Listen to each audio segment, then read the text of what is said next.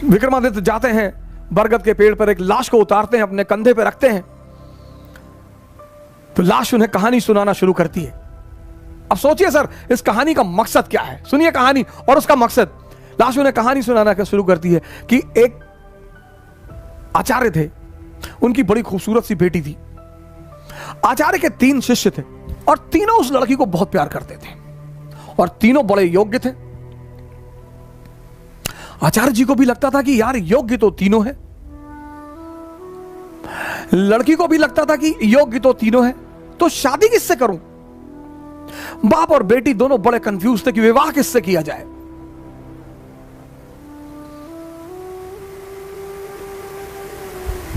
और जब लड़की यह सुनिश्चित नहीं कर पाई कि विवाह किससे किया जाए,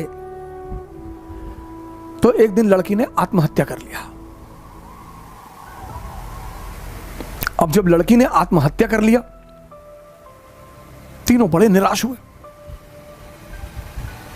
गए उसका दाह संस्कार किया। तो एक शिष्य तो तुरंत सन्यासी बन गया, वहीं धूनी लगा ली उसने उसकी कब्र के पास कि बस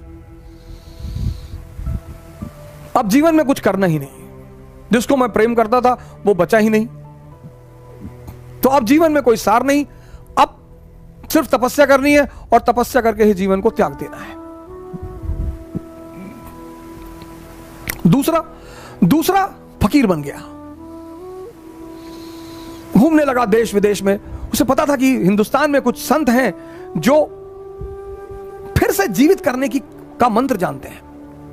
लगा वो उन संतों को खोजने जो फिर से जीवित करने का मंत्र जानते थे।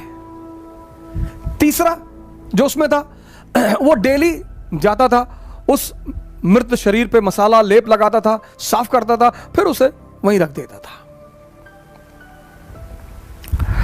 अब ये सिलसिला कुछ वर्षों तक चला, 2-4 वर्षों तक चला। तो वो जो घूम रहा था चारों तरफ, फकीर बन गया था, मंत्र की तलाश कर रहा था, पुनर्जीवन देने के मंत्र का जो तलाश कर रहा था, उसे एक दिन कुछ महात्मा लोग मिल गए, वो उस मंत्र को जानते थे।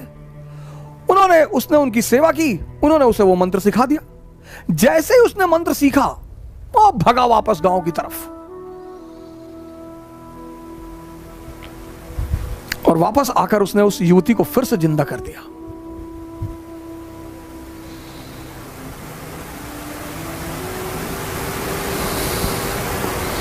जब उसने फिर से जिंदा कर दिया, तीनों दावेदार फिर खड़े हो गए और अब तो युवती और सुंदर हो गई। तब उस वेताल ने विक्रम से पूछा कि विक्रम बता कि अब लड़की को किससे विवाह करना चाहिए? अगर तेरे मन में उत्तर आ रहा है और तू जवाब नहीं देगा तो तेरे सर के टुकड़े टुकड़े हो जाएंगे, और अगर तूने जवाब दिया तो मैं तुझे छोड़कर चला जाऊंगा।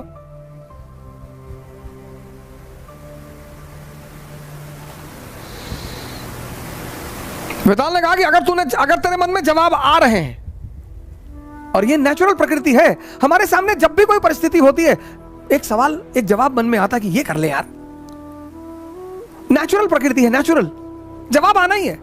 तो वेताल ने कहा कि देख विक्रम, अगर तेरे मन में जवाब आ रहा और तूने मुझे नहीं दिया तो तेरे सर के टुकड़े टुकड़े हो जाएंगे, और अगर दे दिया तो मैं चला जाऊंगा।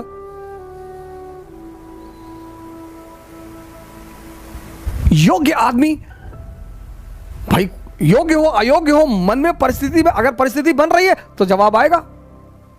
तो विक्रमादित्य ने जवाब देना शुरू किया। कहा जो मंत्र सीख कर आया और जिसने पुनः जीवन दिया वो पिता तुल्य है। जीवन देना का काम किसका है? पिता का। क्या दर्शन है सर, जीवन देने का काम किसका है? पिता का।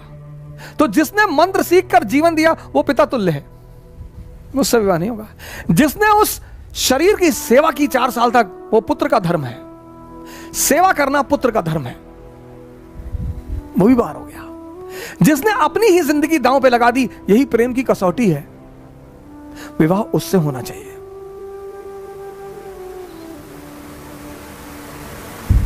यह था शिक्षा देने का तरीका। और जैसे ही विक्रमादित्य ने जवाब दिया, वेताल उड़ चला कि तूने बोल दिया विक्रम। यानी अब सुनिए, इस कहानी का दूसरा उद्देश्य क्या है? मौन, परम की जो प्राप्ति होगी वो मौन में होगी, साइलेंस में होगी। इसीलिए हिंदुस्तान में एक वर्ड है मुनि। मुनि मतलब जो मौन हो गया हो। परम की जो प्राप्ति होगी, परम की, 25 बार विक्रम जाता है, 25 बार वेताल उससे सवाल करता है, 25 बार वो जवाब देता है और वेताल हमेशा निकल जाता है। और जब अंतिम बार विक्रम चुप हो जाता है,